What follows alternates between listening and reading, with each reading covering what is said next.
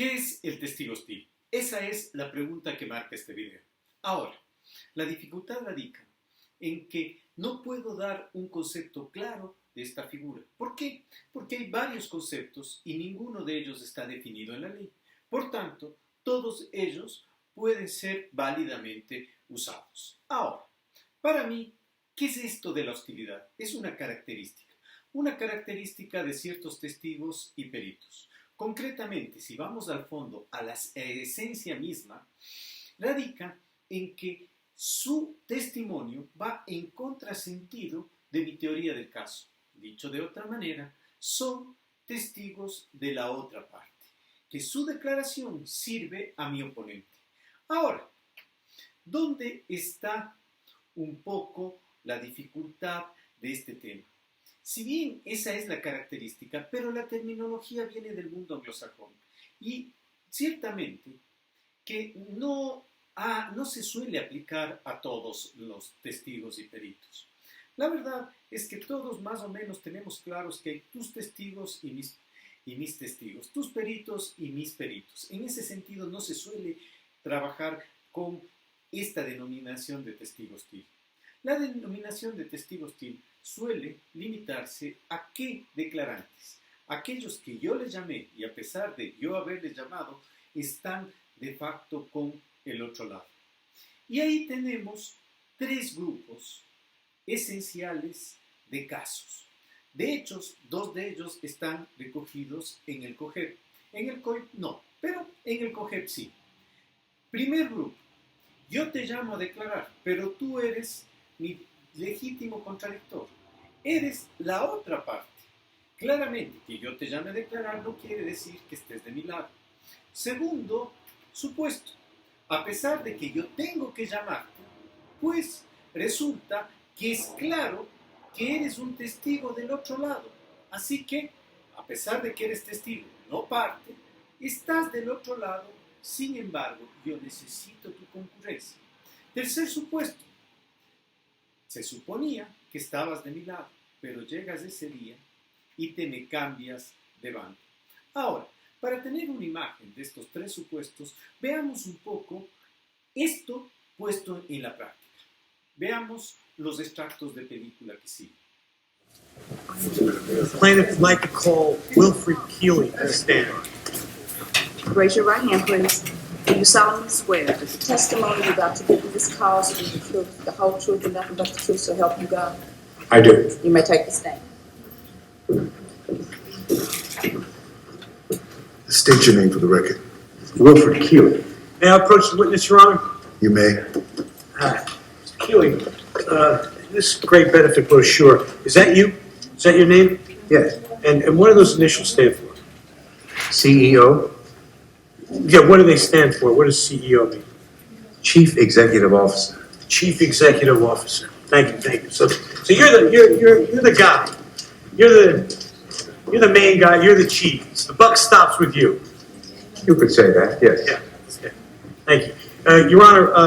I'd like to turn the questioning of Mr. Keeley over to my partner, Rudy Bailey.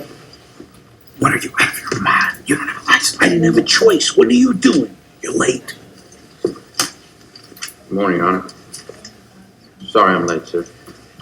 Is that a complete great benefit claims manual, sir? Yes. Does it have a section U?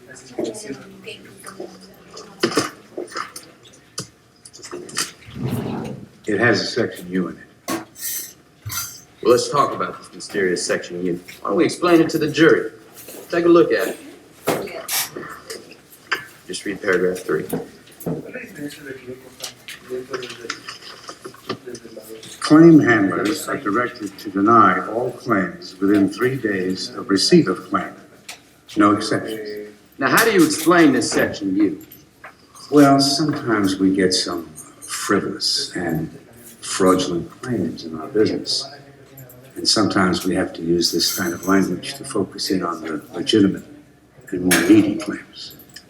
Mr. Keeley, do you honestly expect this court to believe that explanation? Well, this chapter merely denotes in-house processing guidelines.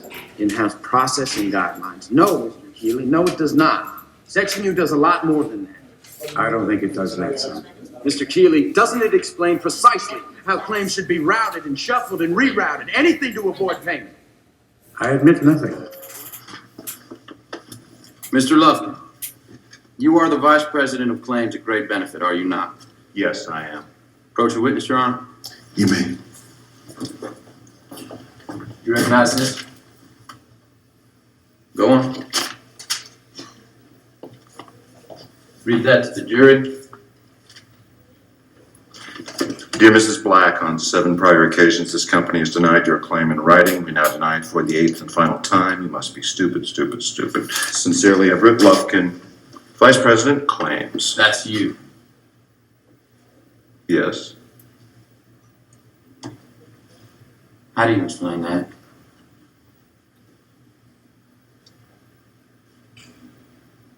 It was a difficult time for me personally. I was under a lot of stress. We had denied this claim 7 times before. I was trying to be emphatic. I snapped. I regret having written the letter, and I apologize. Well, don't you think it's a little late for an apology? Maybe. Maybe. The boy is dead, isn't he? Yes. Andrew Beckett representó a su compañía en un juicio en 1990, ¿es correcto? Es correcto. ¿Le complació su trabajo? El resultado de su litigio fue satisfactorio. Satisfactorio. Señor Laird, cuando le pedí ser testigo en este juicio, ofreció su declaración bajo juramento, ¿es correcto? Es correcto.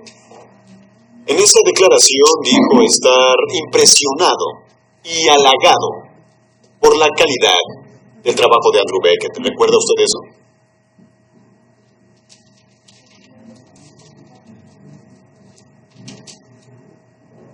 Con toda honestidad estuve complacido con ciertos aspectos del esfuerzo de Andy, pero en general el trabajo me pareció solo satisfactorio. Ajá.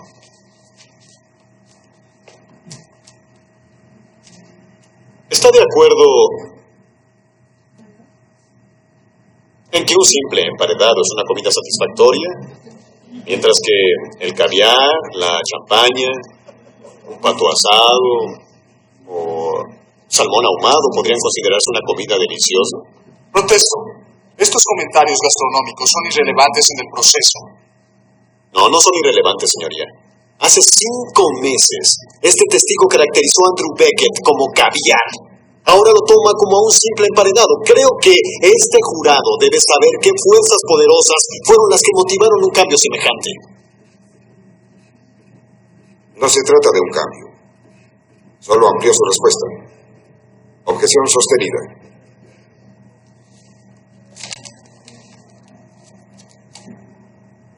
Está bien. Ahora, señor Laird, explíqueme esto como lo haría a un niño de 4 años. ¿Andrew Beckett ganó el caso que usted le confirió? Sí, ganamos. Oh, felicidades. Debió ser una experiencia muy satisfactoria, en verdad. Con estas 3 escenas, ahora sí podemos asentar el análisis a temas muy concretos. A ver, ¿qué pasa? Hay normalmente un indicador que es de excelente calidad. No voy a negar esta realidad. ¿Cuál es la regla? La regla es que a quien yo llamo es porque me conviene. A quien tú llamas es porque te conviene. Y es lógico usar este indicador en el día a día para diferenciar los interrogatorios de los contrainterrogatorios. No me atrevería a cuestionar esta realidad. Sin embargo, hay que ser más finos. El que yo le haya llamado o no, en el fondo no deja de ser un formalismo.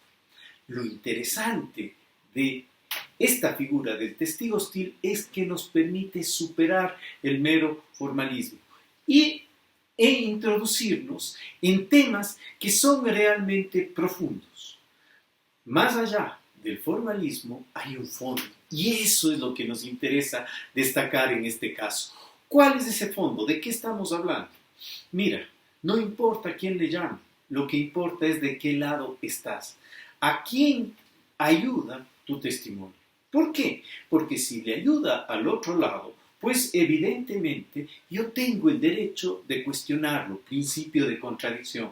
Y en ese sentido, las herramientas de las preguntas sugestivas, pues son el instrumento para poder realizar ese cuestionamiento. Ahora bien, vamos a ver cada una de las categorías. La primera es muy clara.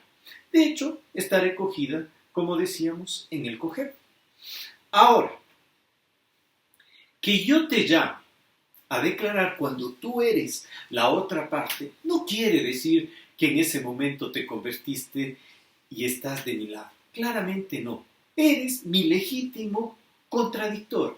En ese sentido, obviamente, como da cuenta la película, lo lógico, lo justo es que puedas entrar a cuestionar o, lo que da lo mismo, a usar preguntas sugestivas.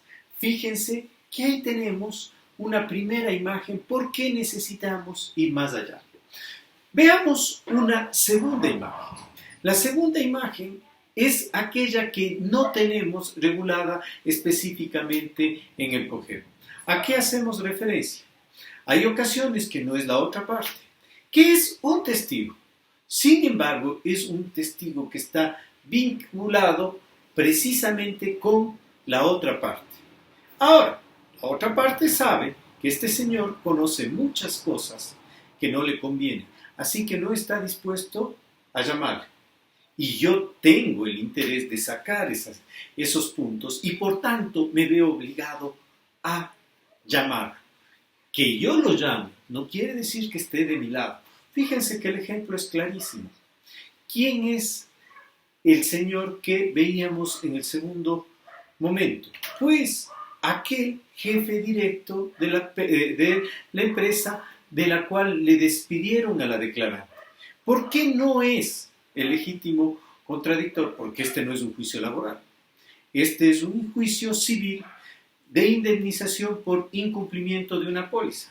Obviamente, el anterior señor, el gerente, él es el legítimo contradictor.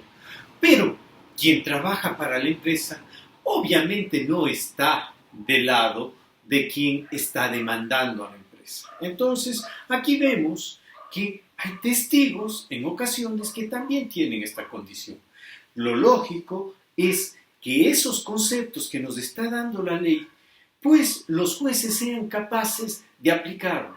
Por eso es que nuestra norma habla todo lo que viole el debido proceso. El resto puedes hacerlo. Y en este caso no hay una violación del debido proceso porque de facto esta persona está del otro lado y tú tienes el derecho de contradecir. Porque si no tienes ese derecho, esa prueba sería ingresada sin este filtro que es básico del principio dispositivo o acusatorio.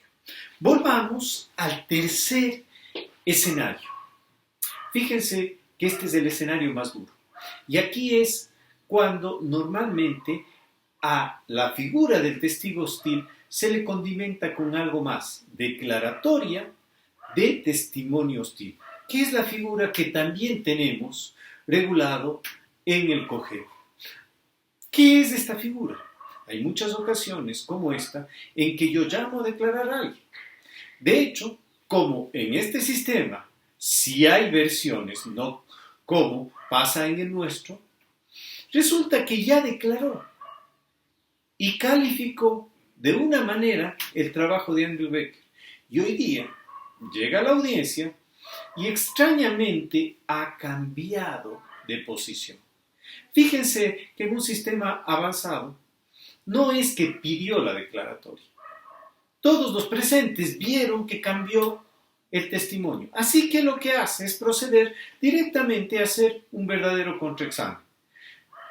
La parte final, la segunda parte de ese testimonio, fue o no un contraexamen, usó o no preguntas sugestivas.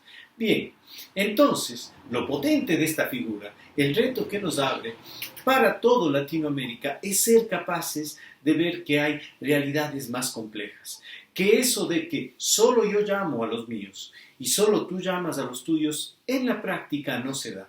Y si queremos tener una real justicia, tenemos que darnos cuenta de que si bien las normas generales sirven para las realidades comunes, hay casos de excepción que deben ser tratados con más finura.